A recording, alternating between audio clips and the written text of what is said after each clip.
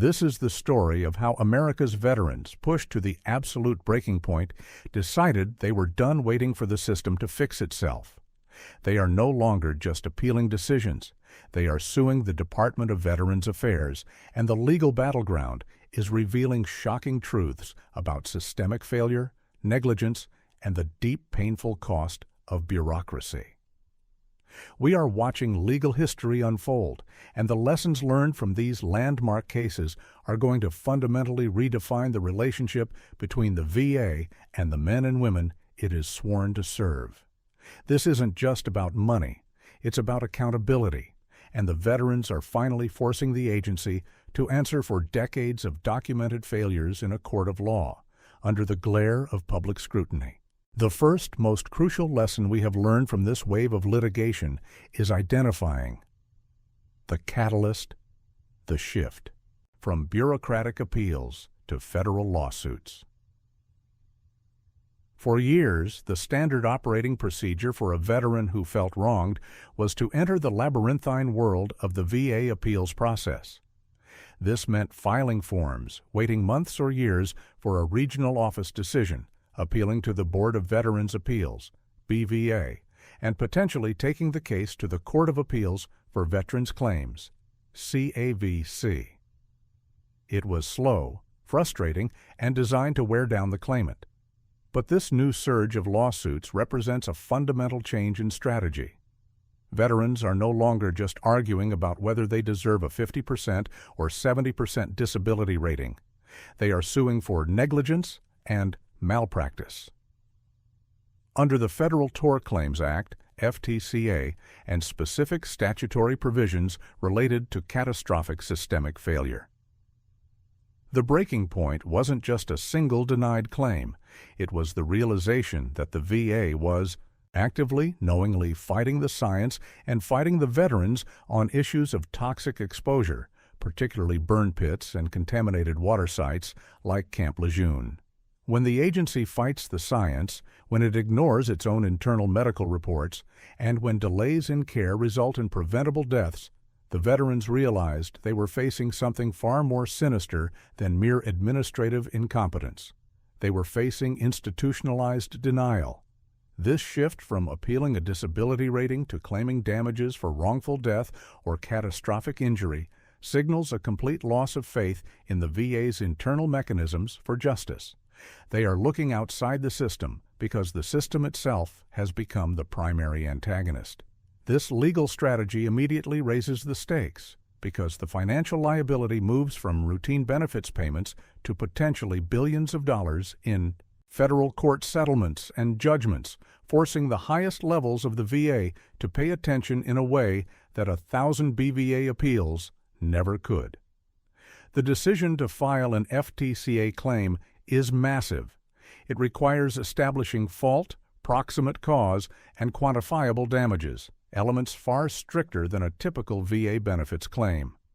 Yet the veterans are succeeding because the evidence of negligence in many cases is overwhelming and irrefutable, painting a picture of systemic medical and administrative failure that transcends simple paperwork errors. The sheer volume of these cases and the consistent nature of the allegations, often involving mismanaged cancer screenings or years-long delays in mental health treatment that led to self-harm, demonstrates that this is not a series of isolated incidents, but rather a pattern of institutional behavior that the courts are finally being asked to address directly. This move bypasses the often sympathetic but ultimately limited jurisdiction of the veterans' courts and places the VA squarely in the crosshairs of federal district judges who have the power to impose massive financial penalties and mandate structural changes that the veterans' benefits system could never enforce. The second critical lesson we've absorbed is understanding the legal mechanism, bypassing the usual bureaucratic hurdles. How did they do this? The VA is largely protected by sovereign immunity, meaning the government cannot be sued without its consent. However, the FTCA provides a limited waiver of this immunity, allowing citizens, including veterans, to sue the government for negligence or wrongdoing committed by federal employees acting within the scope of their employment. But the veterans' legal teams aren't just filing individual FTCA claims. They are strategically seeking class action certification. Class actions are the nuclear option in this scenario. Instead of hundreds of individual veterans fighting the same battle over, say, the negligent handling of specific medical records or the systematic failure to diagnose a common service-related condition, a class action lumps them all together. This achieves several powerful outcomes. First, it pools resources and expertise, allowing top-tier legal firms to take on the federal government. Second, it creates an undeniable numerical weight, demonstrating to the courts that the problem is not isolated, but systemic. Third, and most importantly, it prevents the VA from using its typical tactic of delay and attrition, tying up individual cases in years of procedural motions until the veteran either gives up or, tragically, passes away. By certifying a class, the veterans force the VA to negotiate a comprehensive settlement that addresses the root cause of the failure for thousands of people simultaneously. We learned, for instance, in cases related to specific contaminated water exposures, that the legal strategy was not to argue over the existence of the contamination, which the VA had long denied, but to argue that the VA knew, or should have known, about the hazards and failed in its duty to warn, mitigate, or provide timely, appropriate medical surveillance. This focus on duty of care is the key to unlocking the FTCA. Furthermore, legal teams have successfully leveraged recent legislative wins, like the PACT Act, not just for benefits, but as evidence of governmental acknowledgement of the service connection of certain conditions. While the PACT Act provides benefits, the lawsuits often focus on the pre-PACT era negligence, the years the VA spent actively denying these claims, leading to catastrophic health deterioration.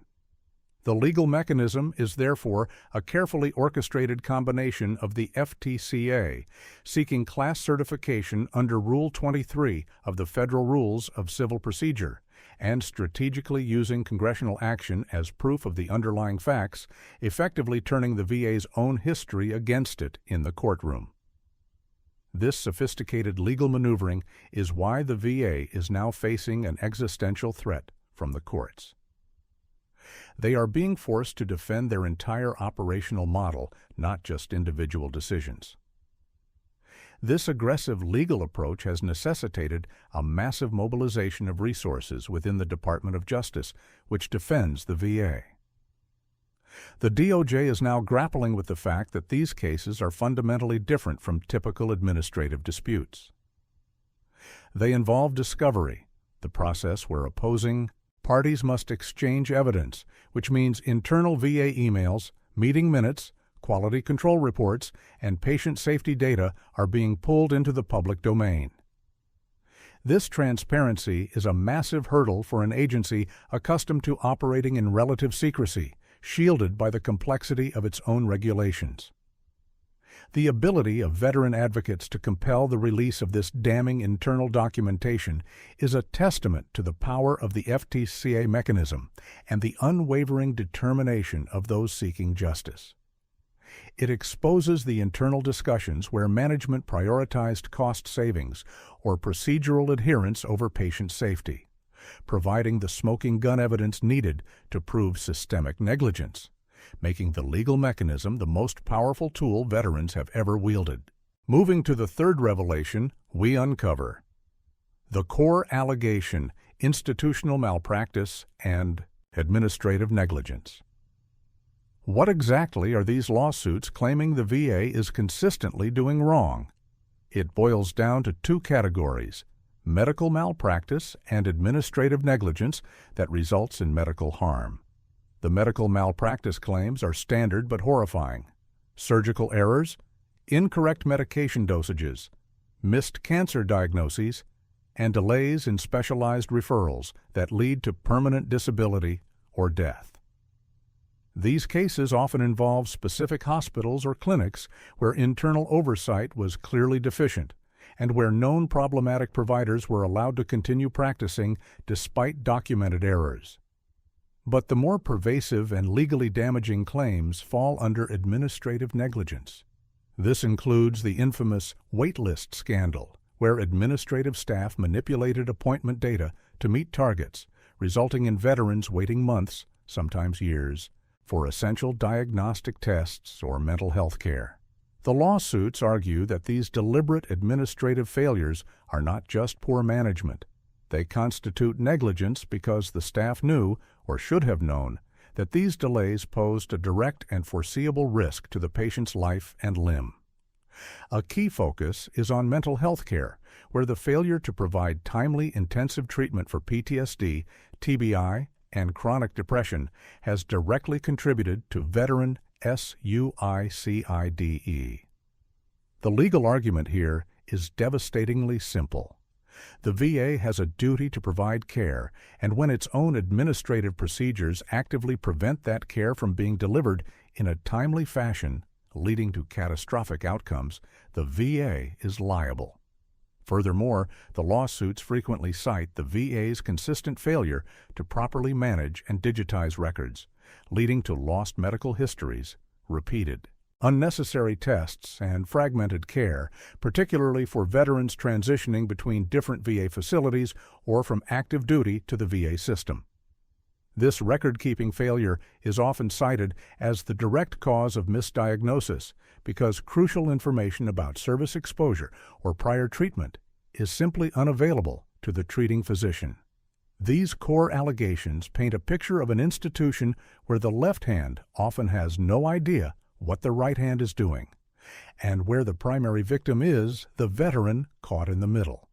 The sheer volume of documentation required to prove administrative negligence is staggering, yet veterans' legal teams have amassed mountains of evidence showing management directives that prioritized efficiency metrics over clinical outcomes, demonstrating a clear breach of the fundamental duty of care. This institutional indifference, proven through internal documents, is the backbone of the most successful lawsuits, showing that the failure originated at the policy level, not just with individual doctors. The allegations also extend deeply into the procurement and maintenance of medical equipment, citing instances where outdated or poorly maintained diagnostic machinery led to inaccurate test results, further delaying critical treatment.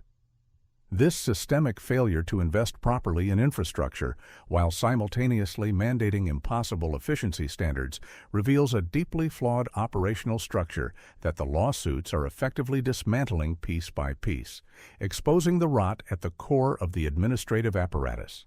The fourth major learning curve is the precedent set, the immediate ripple effect of major settlements. When a large-scale class action or a high-profile individual FTCA case results in a multi-million-dollar judgment or settlement, the impact is instantaneous and far-reaching. These settlements are not just financial transactions. They establish legal precedent that future courts can rely upon, and more importantly, they change the VA's internal risk assessment. Suddenly, issues the VA fought tooth and nail, like the link between certain service activities and specific cancers, become legally acknowledged facts. The VA's lawyers, recognizing that fighting a losing battle costs exponentially more than settling, begin to advise prompt resolution for similar pending claims.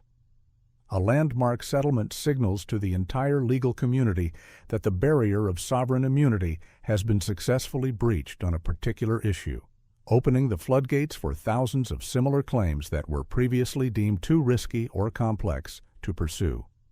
For example, a successful lawsuit involving administrative negligence leading to a suicide might mandate that the VA adopt specific, measurable protocols for high-risk mental health patients across the entire system, not just at one facility. This is the power of the courts. They can impose structural remedies that benefits claims cannot. Furthermore, the settlements often include provisions for independent oversight or monitoring, forcing the VA to submit to external review of its compliance efforts. This precedent shifts the power dynamic entirely. The VA can no longer simply deny, delay, and hope the veteran dies before the claim is paid. Now, the agency faces immediate, quantifiable financial risk for every day of continued negligence. The ripple effect extends beyond the courtroom and into Congress, where these massive payouts serve as irrefutable evidence that legislative action and increased oversight are necessary. When the government has to pay out hundreds of millions of taxpayer dollars because of systemic failure, it becomes a political liability that demands immediate structural correction. The precedent set by these initial victories is not just legal.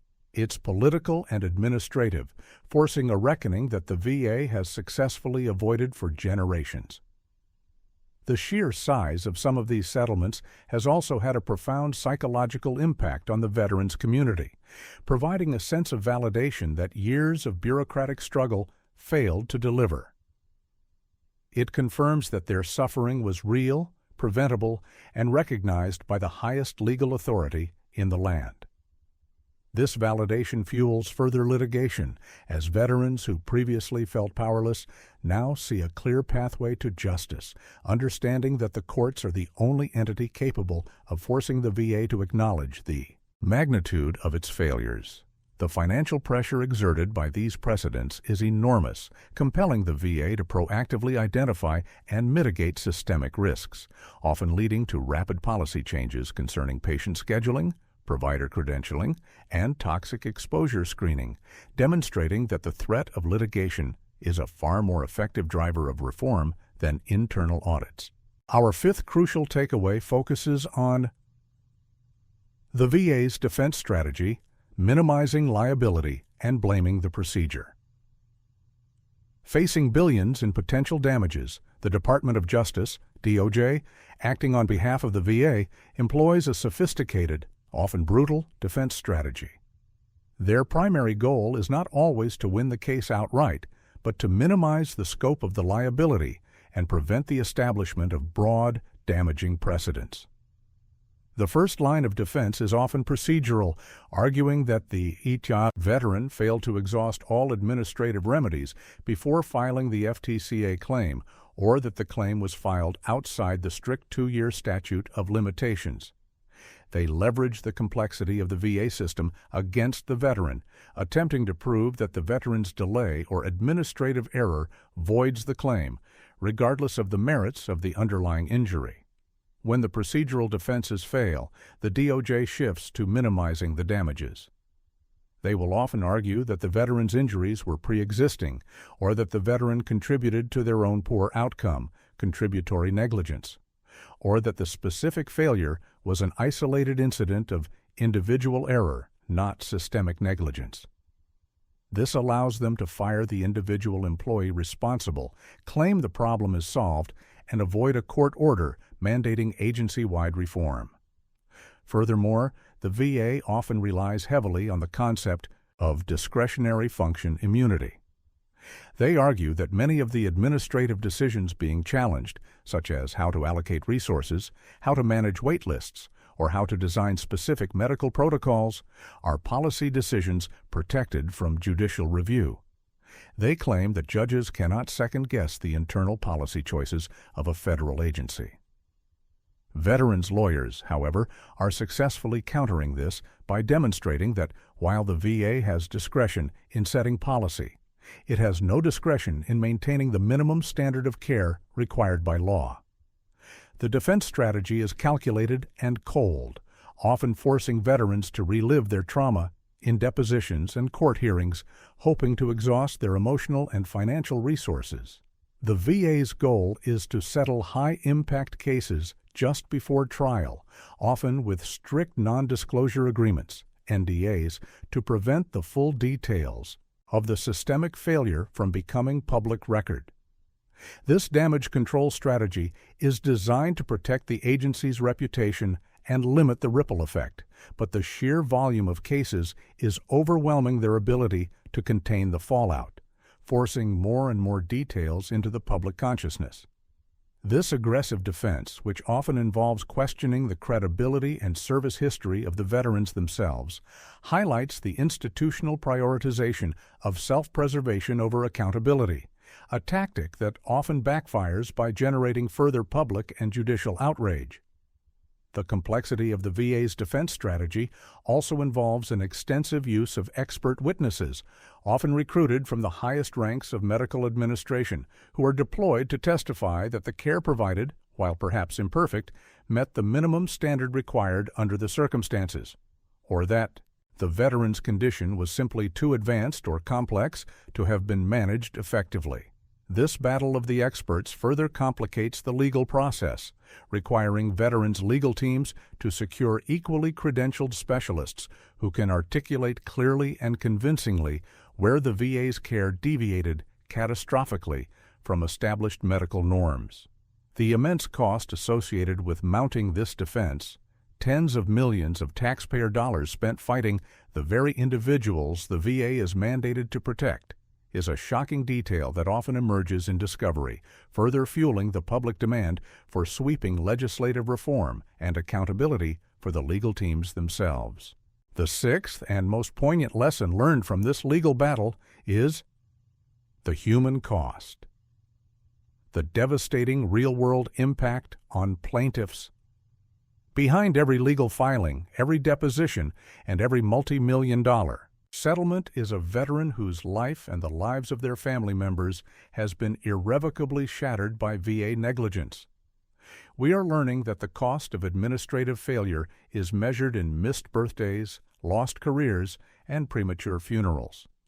The lawsuits lay bare the agonizing reality of veterans who received a terminal diagnosis months or years too late because a radiologist missed a tumor on a scan or because a referral was lost in the administrative ether.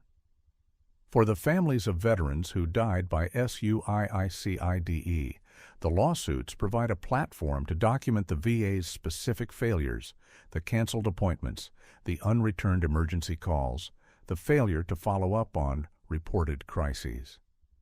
These are not just statistics, they are detailed narratives of pain and betrayal.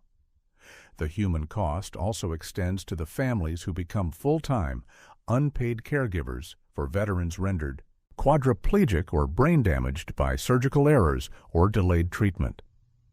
The legal process itself, while necessary, is often intensely re-traumatizing. Veterans are forced to relive the moments of their injury or the realization of their terminal condition under intense cross-examination. They must detail the loss of consortium, the loss of enjoyment of life, and the specific ways their lives have been reduced by the VA's failures. The sheer weight of this testimony is often what breaks through the bureaucratic defenses, forcing judges and juries to confront the reality that the VA's negligence is not abstract. It is deeply, personally destructive. The settlements, while substantial, rarely feel like true justice because they can never restore the years lost, the health destroyed, or the loved ones mourned.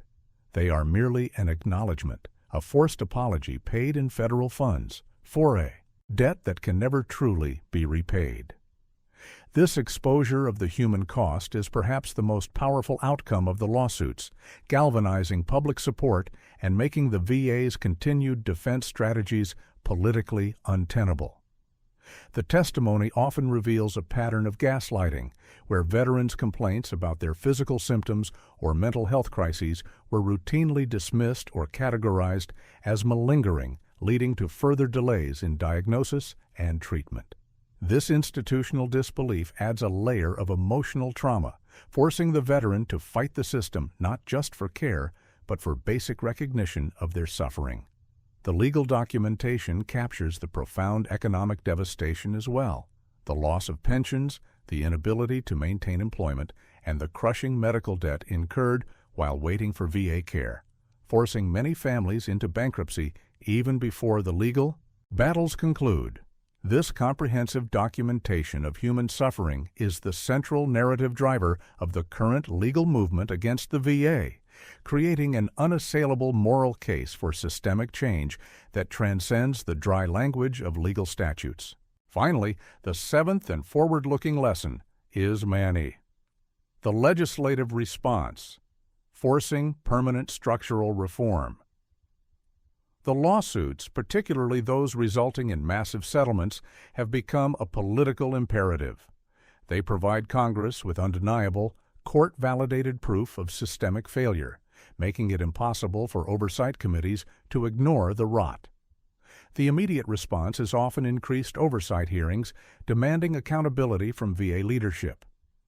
But the long-term impact is the push for mandatory structural reform. Lawmakers are now leveraging the findings of these lawsuits to introduce legislation that mandates specific improvements, often focusing on areas where negligence was proven, mandatory independent peer review of medical providers, standardized non-negotiable timelines for specialized referrals, and enhanced whistleblower protections for VA employees who expose systemic failures. The goal is to move beyond simply funding the VA and toward fundamentally restructuring its operational model to prioritize patient safety and timely care above all else. Furthermore, these lawsuits are driving a serious conversation about the limits of sovereign immunity for federal agencies dealing directly with life and death matters. Some lawmakers are pushing for legislation that would make it easier for veterans to sue the VA for specific types of negligence, lowering the procedural hurdles of the FTCA in cases involving known high-risk conditions like toxic exposure. The lawsuits have created a mandate for transparency.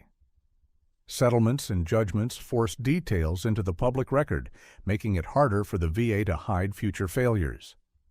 This public pressure is the ultimate lever for change. The veterans, through the courts, are not just seeking compensation for past wrongs.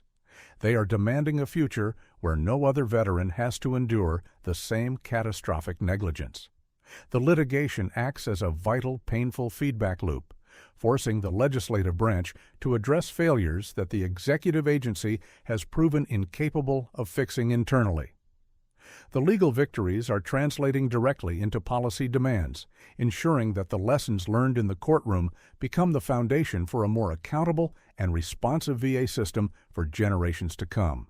This legislative push includes specific proposals for creating an independent body, separate from the VA itself, that would be solely responsible for investigating and adjudicating claims of medical malpractice and administrative negligence, thereby removing the inherent conflict of interest when the agency investigates itself. This demand for external accountability, born directly out of the legal evidence, is perhaps the most radical and necessary reform being considered, aiming to prevent the VA from ever again burying evidence of systemic harm under layers of bureaucratic complexity. The lawsuits have effectively put the VA on notice. The era of unchecked administrative impunity is over, and the courts, backed by public outrage and legislative action, will enforce accountability. So, what have we truly learned from watching veterans finally take the VA to court? We've learned that the system, left to its own devices, will prioritize self-preservation over the lives of the men and women it is sworn to protect. We learned that the procedural walls built to shield the VA from liability are not insurmountable. They can be breached by determined legal strategy and undeniable evidence of systemic negligence.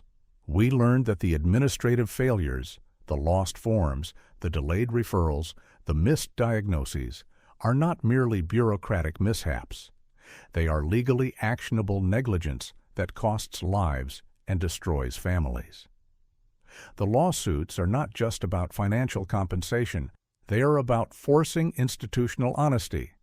They are about forcing the VA to look at the human cost of its operational failures and to finally implement the structural reforms necessary to ensure that the promise made to every veteran to care for them when they return home is a promise that is actually kept.